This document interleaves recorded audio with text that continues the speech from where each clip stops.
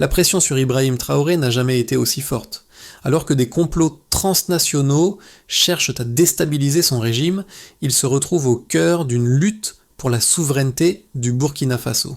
L'armée burkinabé, autrefois fracturée, commence à se ressouder autour de lui alors que la crise géopolitique s'intensifie.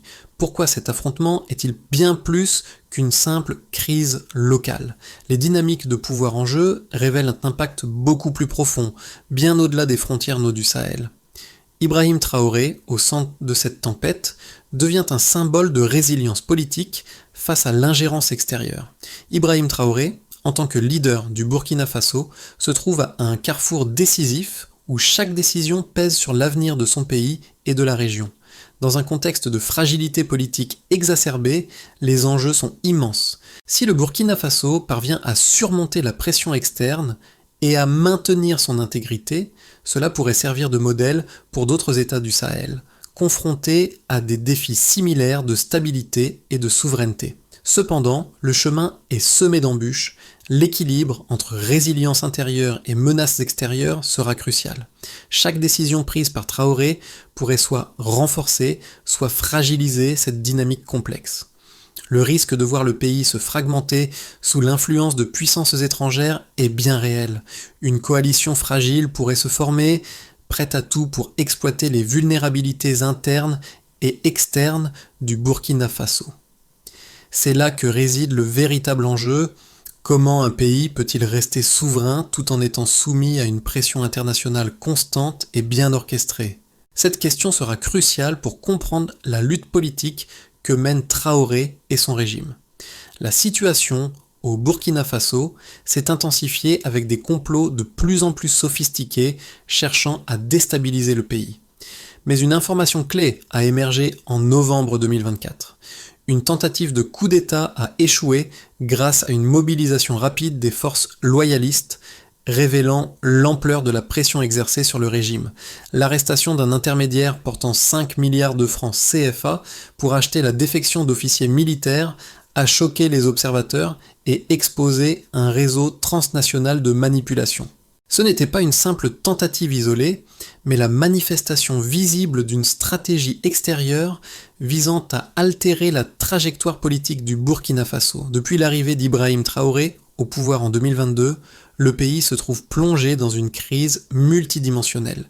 Des menaces internes et externes se conjuguent.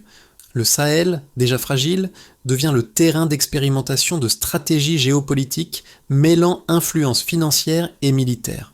L'or, le manganèse et d'autres ressources naturelles du Burkina Faso attirent des acteurs étrangers aux intentions divergentes, exacerbant la fragilité politique.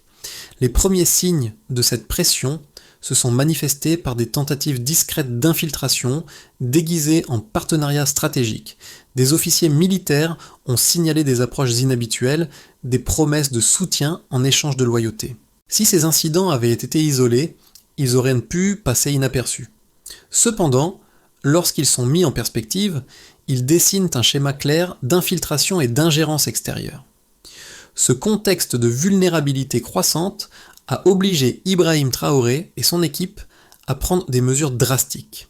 Il s'est vite rendu compte que la survie de son régime ne dépendait plus seulement de la gestion des dissidences internes, mais d'une lutte contre une stratégie de déstabilisation bien financée et coordonnée à l'échelle transnationale. Comment cette lutte contre l'ingérence pourrait-elle redéfinir la souveraineté de l'État burkinabé? La réponse à cette question pourrait bien déterminer l'avenir du pays. Ibrahim Traoré, dès son ascension à la présidence du Burkina Faso en 2022, se retrouve plongé dans une situation de fragilité extrême. Avec la menace grandissante de l'ingérence extérieure, sa priorité devient de stabiliser le pays tout en naviguant dans des eaux géopolitiques tumultueuses. Le défi est de taille, il doit renforcer son autorité tout en faisant face à une opposition interne et à une pression externe de plus en plus marquée. Le cas de certains officiers militaires, approchés à plusieurs reprises par des intermédiaires, est révélateur des tensions croissantes.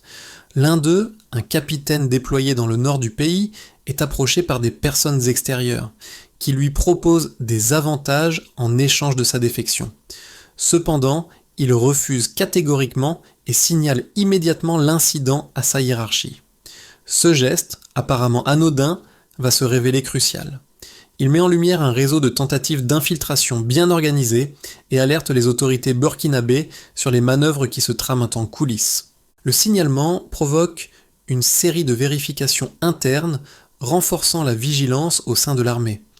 Ce premier acte de résistance individuelle est un tournant.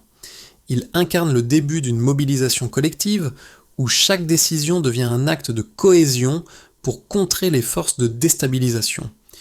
Au sein du gouvernement, Traoré et ses conseillers comprennent vite qu'il ne s'agit pas seulement de gérer des dissidences internes, mais de faire face à un défi extérieur structuré. Les premiers impacts de cette prise de conscience se font sentir rapidement. La coordination entre les différents services de sécurité s'intensifie et des mesures de surveillance renforcées sont mises en place. Cela marque le début d'une nouvelle phase dans la lutte pour la souveraineté du Burkina Faso, où la réponse à l'ingérence devient plus résolue. Les événements au Burkina Faso se sont accélérés à une vitesse inquiétante, chaque action semblant amener une réaction encore plus intense. L'arrivée d'Ibrahim Traoré au pouvoir en 2022, dans un contexte déjà volatile, marque le début d'une série de réactions qui façonneront l'avenir du pays. Dès le départ, le pays fait face à une pression extérieure croissante, alimentée par les tensions géopolitiques au Sahel. Traoré, malgré son jeune âge, doit naviguer dans un environnement où chaque décision pourrait avoir des conséquences dramatiques, non seulement pour lui-même, mais aussi pour la stabilité du Burkina Faso. Le premier grand tournant survient en novembre 2024, avec l'arrestation d'un intermédiaire portant 5 milliards de francs CFA, destiné à acheter la défection de hauts fonctionnaires de l'armée. Cette somme colossale n'est pas un incident isolé, mais plutôt une tentative systématique et méthodique de déstabilisation. Les enquêteurs découvrent des connexions entre ce complot et des réseaux transfrontaliers opérant dans toute la région. Cette révélation fait basculer la crise d'une simple instabilité interne à une véritable guerre géopolitique, où des puissances extérieures cherchent à remodeler l'avenir du Burkina Faso. Peu après cette arrestation, d'autres tentatives de coup d'État émergents révélant un schéma de coordination entre les conspirateurs. En septembre 2024, une tentative simultanée de prise de contrôle d'un dépôt stratégique et d'une zone sensible liée au pouvoir exécutif est rapidement déjouée. Le plan, reposant sur l'effet de surprise, échoue grâce à une réponse rapide des forces loyalistes, qui avaient été averties par des signaux d'alerte. Les forces de sécurité, informées en amont, parviennent à contenir les agresseurs en quelques minutes, montrant ainsi la résilience du gouvernement burkinabé face à la menace. Les arrestations qui suivent révèlent l'ampleur du réseau impliqué. Des documents saisis confirment l'existence de financements extérieurs, de communications sécurisées et d'instructions provenant de pays voisins. Cette prise de conscience marque un tournant décisif dans la compréhension de la crise. Ce qui semblait être une série d'incidents isolés est désormais perçu comme une tentative bien coordonnée de renverser le régime burkinabé. Au fur et à mesure que les enquêtes progressent, la situation devient de plus en plus claire. Le Burkina Faso fait face à un défi extérieur structuré avec des réseaux transnationaux cherchant à affaiblir l'autorité de l'État. Cependant, ce climat de tension intense ne fait pas qu'affaiblir le gouvernement, il l'unifie. En réagissant rapidement et de manière décisive à chaque tentative de déstabilisation, le gouvernement de Traoré renforce la cohésion interne. La menace, loin de fragmenter le pouvoir, devient un catalyseur pour la consolidation du régime. Dans ce contexte de pression constante, l'armée burkinabé joue un rôle crucial. La loyauté des soldats est mise à l'épreuve. Mais chaque refus de se joindre à la rébellion, chaque signalement d'activité suspecte renforce la résilience de l'État. Les agents de sécurité, comme les citoyens, comprennent que la stabilité du pays dépend de leur vigilance collective. Les efforts pour éradiquer les réseaux internes commencent à porter leurs fruits, les complots extérieurs étant systématiquement déjoués. Cette dynamique de réponse rapide et d'unité renforcée devient la clé pour comprendre comment Ibrahim Traoré et son gouvernement parviennent à contrer les forces qui cherchent à déstabiliser leur pays. Les événements au Burkina Faso ont pris une tournure significative, et les preuves quantifiables ont joué un rôle central dans la compréhension de l'ampleur de la crise. 3 indicateurs clés ont émergé, chacun apportant une lumière nouvelle sur la pression extérieure et l'impact de ces menaces sur l'intégrité du pays. Ces données, loin de rester abstraites, ont été utilisées stratégiquement pour renforcer la position du gouvernement face aux forces de déstabilisation. Le premier chiffre marquant est celui des tentatives d'assassinat ciblant des responsables burkinabés. En moins de 2 ans, plus de 10 tentatives ont été recensées. Ce chiffre n'est pas seulement choquant en raison de sa fréquence, mais aussi du fait qu'il montre l'intensité et la persistance des efforts visant à renverser le gouvernement. Chaque tentative avortée ne fait pas que dévoiler l'existence de groupes malveillants, elle révèle également une stratégie d'usure cherchant à tester la résilience des dirigeants burkinabés à travers des attaques répétées. Ces tentatives ne sont pas isolées, mais bien le reflet d'un plan global, avec un objectif clair, fragiliser le pouvoir de manière graduelle.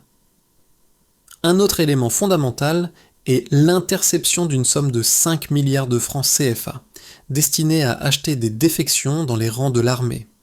Cette somme considérable, qui a été saisie en novembre 2024, ne représente pas un acte isolé, mais un maillon clé d'une chaîne de manipulation financière plus large. L'argent, utilisé pour corrompre des officiers militaires et les inciter à changer de camp, démontre l'existence de circuits financiers transnationaux dédiés à l'influence et à la déstabilisation.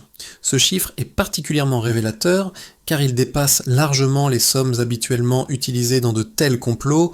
Cette quantité d'argent ne peut être vue comme une simple tentative de corruption, mais plutôt comme un investissement stratégique soutenu par des réseaux bien organisés. Enfin, le nombre d'officiers arrêtés pour leur implication dans ces réseaux révèle l'envergure du problème. Plus de 50 officiers ont été appréhendés, certains étant accusés de collaboration avec des forces extérieures. Cette masse critique d'individus impliqués dans les complots démontre que l'infiltration n'était pas un phénomène marginal, mais un processus systématique de sabotage interne. Le volume de personnes impliquées laisse supposer que l'ingérence extérieure n'a pas seulement cherché à perturber quelques individus, mais à affaiblir l'institution militaire dans son ensemble. Ces arrestations montrent que la menace n'était pas seulement concentrée à des points isolés de l'appareil d'État, mais qu'elle visait des segments clés de l'institution. Ces 3 chiffres, les tentatives d'assassinat, l'argent saisi et le nombre d'officiers impliqués, illustrent l'intensité et la portée de la pression exercée sur le Burkina Faso. Loin de se limiter à des actions sporadiques, ces chiffres confirment l'existence d'un effort global pour affaiblir le pays. Mais, plus important encore, ces données ont servi à renforcer la cohésion interne du régime de Traoré. En exposant publiquement ces tentatives de déstabilisation et en réagissant rapidement, le gouvernement a pu galvaniser le soutien populaire et militaire. Plutôt que de fragiliser le pouvoir, la quantification de la menace a eu un effet inverse. Elle a consolidé la position d'Ibrahim Traoré. Les preuves quantifiables ont donc non seulement révélé la gravité de la crise, mais ont également joué un rôle essentiel dans la stratégie de résistance du gouvernement burkinabé. L'une des dynamiques les plus intéressantes dans la crise burkinabé réside dans les différents arguments qui circulent autour de la question de la souveraineté du pays et de l'influence étrangère. 2 perspectives contradictoires méritent une attention particulière. D'un côté, certains analystes et acteurs externes estiment que l'ingérence étrangère dans les affaires du Burkina Faso pourrait être justifiée par un impératif de stabilité régionale. Selon cette logique, le Burkina Faso occupe une position géostratégique clé au Sahel, un carrefour où se croisent de nombreuses tensions géopolitiques. Les interventions extérieures, qu'elles soient militaires ou économiques, seraient vues comme des mesures préventives visant à éviter que la fragilité de l'État ne se traduise par un débordement des conflits vers les pays voisins. Dans ce cadre, toute tentative de déstabilisation du régime de Traoré serait perçue comme un moyen de protéger la stabilité régionale à long terme. Cependant, cette perspective se heurte à la réalité du terrain. Le point de vue contraire, et celui qui semble se confirmer avec les faits, avance que l'ingérence extérieure ne vise pas à prévenir l'instabilité, mais à l'encourager. En effet, les tentatives de renversement de Traoré ne relèvent pas d'une stratégie de stabilisation, mais d'une volonté explicite de manipulation politique et militaire. Les informations recueillies lors des enquêtes sur les complots montrent que les acteurs extérieurs n'étaient pas intéressés par une paix durable au Burkina Faso, mais plutôt par l'exploitation de ses ressources naturelles stratégiques, telles que l'or et le manganèse, et par l'affaiblissement d'un pouvoir trop indépendant à leurs yeux. L'idée que l'ingérence extérieure puisse être un levier pour la stabilité régionale apparaît ainsi de plus en plus discutable à la lumière des preuves collectées. Cette contradiction souligne un point fondamental. L'ingérence extérieure, loin de protéger les intérêts régionaux, a en réalité exacerbé les tensions internes du pays. Au lieu de contribuer à un équilibre fragile, elle a renforcé la cohésion autour de la figure de Traoré. Chaque tentative de déstabilisation, loin de fragmenter le pouvoir, l'a consolidé. Le régime burkinabé, une fois exposé aux tentatives d'ingérence, a réagi en resserrant les rangs et en adoptant des mesures de sécurité plus strictes, ce qui a permis de renforcer sa légitimité interne et de réduire l'impact des forces extérieures. Ainsi, il semble que la véritable dynamique en jeu ne soit pas l'ingérence pour la stabilité régionale, mais une lutte pour le contrôle des ressources et de la souveraineté du Burkina Faso. La crise burkinabé atteint un tournant décisif. À ce stade, la réalité politique du Burkina Faso se dévoile pleinement. L'État n'est plus seulement face à une série de menaces isolées, mais bien à une bataille systémique pour sa survie. En décembre 2024, après plusieurs tentatives de déstabilisation échouées, la situation prend une nouvelle dimension. Les répercussions sont profondes, non seulement pour le régime de Traoré, mais aussi pour la perception qu'à l'extérieur du pays. Les complots externes et internes qui semblaient être des tentatives ponctuelles sont désormais vus comme des tentatives coordonnées visant à changer radicalement le cours du pays. Cette prise de conscience, cependant, n'a pas eu l'effet attendu sur la fragilité de l'État. Au contraire, elle a renforcé la position du gouvernement burkinabé. La réaction rapide et organisée face aux menaces a servi de catalyseur pour l'unification des forces internes. L'État burkinabé, plutôt que de se désintégrer sous la pression, a su utiliser chaque incident pour affirmer son contrôle et resserrer les rangs. La résistance face à l'ingérence extérieure se transforme en un levier de consolidation pour Ibrahim Traoré et son gouvernement. Chaque tentative échouée de renversement, loin de fragiliser le pouvoir, semble l'avoir fortifié. La lutte pour la souveraineté du Burkina Faso est devenue une véritable démonstration de force. Les conséquences de la crise burkinabé se sont rapidement manifestées à différents niveaux, touchant à la fois l'État, l'armée, l'économie et la société, ainsi que l'environnement régional. Chacune de ces sphères a subi les répercussions des tentatives de déstabilisation, mais ces impacts ont été loin d'être uniformes. Au contraire, ils ont renforcé certains aspects du régime, tout en dévoilant les vulnérabilités du pays face à l'ingérence extérieure. Pour l'État, la réponse aux menaces a été décisive. Les arrestations de responsables militaires impliqués dans des complots ont obligé l'appareil d'État à se réorganiser rapidement. Les chaînes de commandement ont été resserrées, les flux d'informations centralisés et la prise de décision accélérée. Cette recomposition interne a permis de renforcer la cohésion du gouvernement et de renforcer la résilience face aux pressions extérieures. Cependant, cette centralisation a également soulevé des questions sur la concentration excessive du pouvoir et la possible fragilisation de l'équilibre institutionnel à long terme. Pour l'armée, les répercussions ont été à la fois psychologiques et structurelles. La loyauté des soldats, mise à l'épreuve par les tentatives de corruption et d'infiltration, est devenue un critère explicite dans le recrutement et les promotions. Le refus de certains officiers de se joindre au complot a permis de renforcer le sentiment d'unité au sein des forces armées. Toutefois, cette vigilance accrue a aussi entraîné une surveillance renforcée qui pourrait générer des tensions internes si elle est perçue comme trop intrusive. Sur le plan économique, les effets ont été ambivalents. Si la pression extérieure a freiné certains investissements étrangers, notamment dans les secteurs extractifs, elle a également incité le pays à renforcer la coopération avec des partenaires régionaux et à adopter des stratégies de développement plus autonomes. Les entreprises burkinabées, par exemple, ont renforcé leur conformité et se sont éloignées des réseaux suspects, favorisant une forme de purification des circuits économiques internes. Bien que coûteuse, cette réorientation pourrait se révéler bénéfique à long terme en renforçant la transparence et la stabilité du marché intérieur. La société burkinabé a, quant à elle, réagi par une vigilance accrue. La prise de conscience collective des menaces extérieures a conduit à un renforcement du sentiment national. Des initiatives locales de surveillance ont vu le jour et des citoyens ont pris une part active dans la protection des infrastructures essentielles du pays. Cependant, cette mobilisation n'a pas été homogène, certains groupes sociaux étant plus sensibles à la pression extérieure que d'autres. Cette division interne a montré les faiblesses d'une unité nationale fragile, malgré la mobilisation généralisée. Dans l'environnement régional, la crise burkinabé a eu un impact indirect mais significatif. Les pays voisins, confrontés à des défis similaires, ont observé attentivement les événements au Burkina Faso. La résistance du gouvernement burkinabé a servi d'exemple pour d'autres États du Sahel, prouvant qu'il est possible de résister aux tentatives de déstabilisation si les structures internes sont renforcées. Cependant, la situation reste fragile, et les voisins du Burkina Faso continuent d'être exposés à des pressions similaires, avec des répercussions possibles pour la stabilité de toute la région.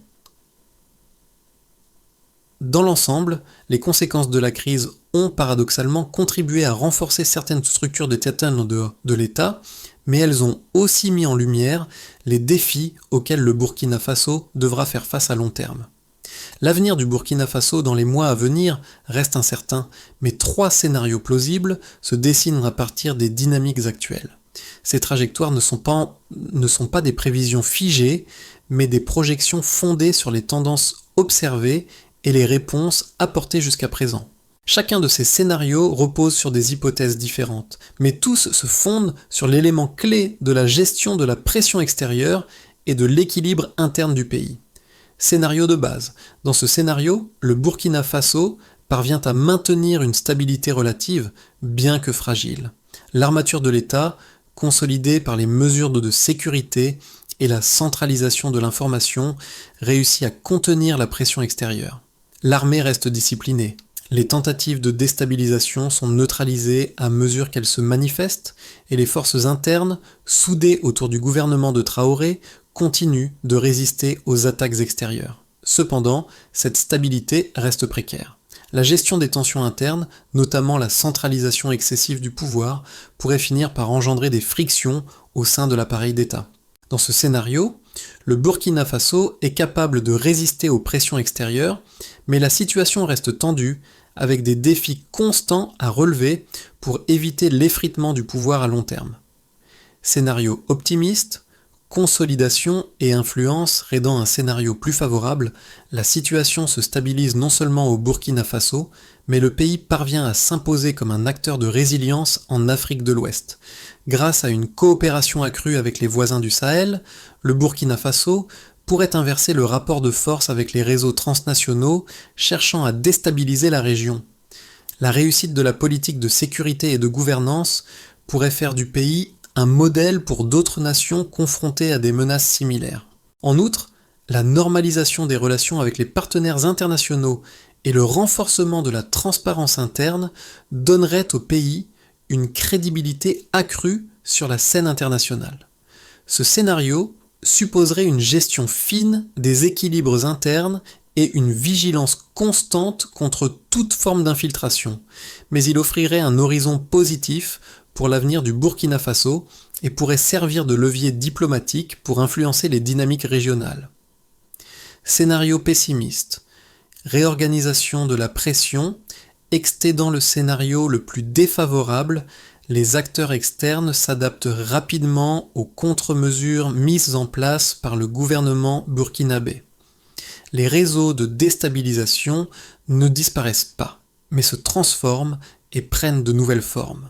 Les tentatives directes de coup d'État laissent place à des stratégies plus subtiles, comme des campagnes narratives, des pressions économiques ciblées et l'exploitation des tensions sociales internes.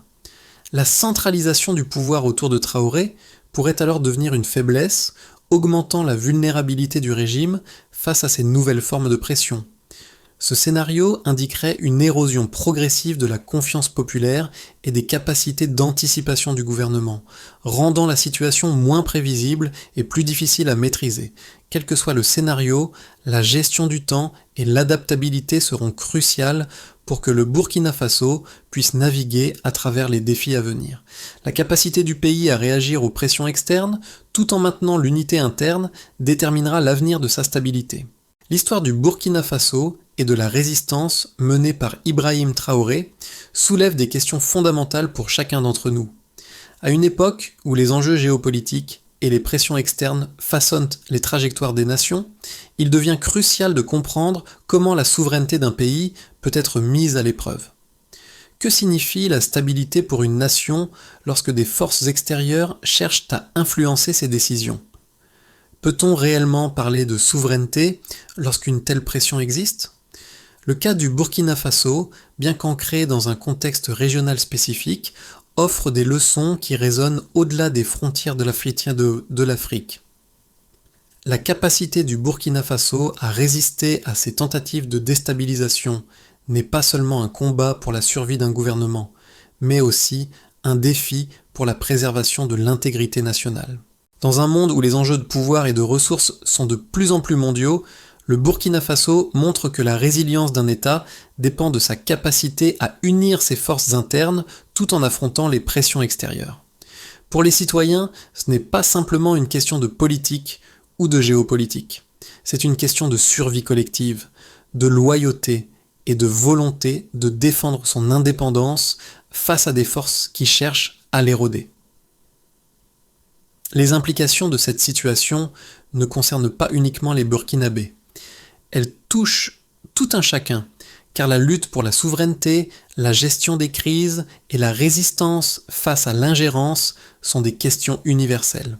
Ce qui se passe au Burkina Faso est un rappel que la stabilité d'un pays n'est jamais acquise et que chacun de nous joue un rôle dans la préservation de l'intégrité de nos sociétés. En fin de compte, la résilience du Burkina Faso pourrait être la clé pour repenser comment nous abordons la souveraineté et l'indépendance dans un monde de plus en plus interconnecté. La situation du Burkina Faso, bien que complexe, offre des pistes de solutions claires qui pourraient non seulement renforcer la souveraineté du pays, mais aussi poser des bases solides pour un futur stable. Les mesures nécessaires ne se limitent pas à des réformes politiques internes, mais s'étendent également à une gestion proactive de l'influence extérieure et à la construction d'une résilience durable à travers la coopération régionale et la mobilisation de la société civile. Premièrement, renforcer la gouvernance et la transparence interne. Le Burkina Faso doit continuer à renforcer les mécanismes de transparence au sein de ses institutions. Cela passe par une révision des structures de gouvernance, en veillant à ce que les décisions politiques soient prises de manière plus ouverte et inclusive, tout en évitant une centralisation excessive du pouvoir. Et une telle approche renforcera la confiance de la population et des partenaires internationaux, tout en minimisant les risques de manipulation interne. Deuxièmement, établir des partenariats stratégiques au sein de la région. Le Burkina Faso devrait renforcer ses liens avec les États voisins et les organisations régionales, notamment dans le cadre de la coopération en matière de sécurité. Un Sahel unifié, où les pays partagent des informations et des ressources, pourrait offrir une réponse plus cohérente aux menaces extérieures. Cela inclut des initiatives de défense collective et la mise en place de mécanismes de dialogue politique pour éviter des situations de conflit prolongés. Troisièmement, inclure la société civile dans la dynamique de résilience. La mobilisation des citoyens et des organisations non gouvernementales est essentielle pour créer une culture de vigilance et de coopération. La société civile burkinabé peut jouer un rôle de sentinelle, en surveillant les tendances sociales et politiques, et en signalant les signes avant-coureurs de déstabilisation. Enfin, un mécanisme d'évaluation continue doit être mis en place pour surveiller l'efficacité des mesures prises et ajuster les stratégies en fonction des évolutions du contexte. La clé réside dans l'adaptabilité et l'engagement collectif face aux défis qui se présentent. L'histoire du Burkina Faso, sous la houlette d'Ibrahim Traoré, est une véritable leçon de résilience et de résistance face à des forces de déstabilisation qui ne connaissent aucune frontière. Ce récit ne se limite pas à la survie d'un gouvernement, mais résonne comme un symbole de la lutte pour la souveraineté et l'intégrité d'un pays. Chaque défi surmonté par le Burkina Faso ne fait pas seulement écho aux enjeux politiques, mais aux valeurs profondes de loyauté, de solidarité et de dignité. Les refus de compromission, les actes de courage des officiers et des citoyens sont les pierres angulaires de cette résilience. Ibrahim Traoré, en dépit des pressions constantes, incarne cette force tranquille, déterminée à préserver la souveraineté de son pays tout en naviguant dans des eaux tumultueuses. Ce n'est pas simplement un leader politique, c'est un symbole de la défense des idéaux nationaux face à l'ingérence étrangère. En fin de compte, le Burkina Faso nous montre que, même dans les moments de plus grande vulnérabilité, la résistance est possible. La souveraineté n'est pas un droit acquis, mais une construction constante, alimentée par l'engagement collectif et la détermination à préserver ce qui nous est cher. L'histoire du Burkina Faso, à travers les défis rencontrés et les solutions proposées, nous invite à réfléchir sur notre propre rôle face aux crises qui secouent nos sociétés. Ce récit n'est pas seulement celui d'un pays lointain, mais un miroir des luttes internes et externes auxquelles nous sommes tous confrontés. La question de la souveraineté, de la résilience face à l'ingérence et de la capacité à se réinventer dans un monde de plus en plus interconnecté nous concerne tous.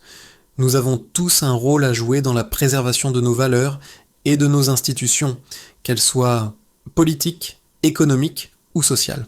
Cela commence par une prise de conscience individuelle suivie d'une action collective. Ce qui se passe au Burkina Faso nous rappelle que la stabilité et la souveraineté ne sont jamais garanties, mais qu'elles nécessitent un engagement constant et une vigilance partagée. Et vous, comment pouvez-vous contribuer à renforcer la stabilité dans votre propre environnement ? Engagez-vous dans les discussions, soutenez les initiatives locales et soyez attentifs aux dynamiques qui façonnent notre avenir collectif. Ensemble, nous pouvons bâtir un monde plus résilient et plus uni face aux défis mondiaux.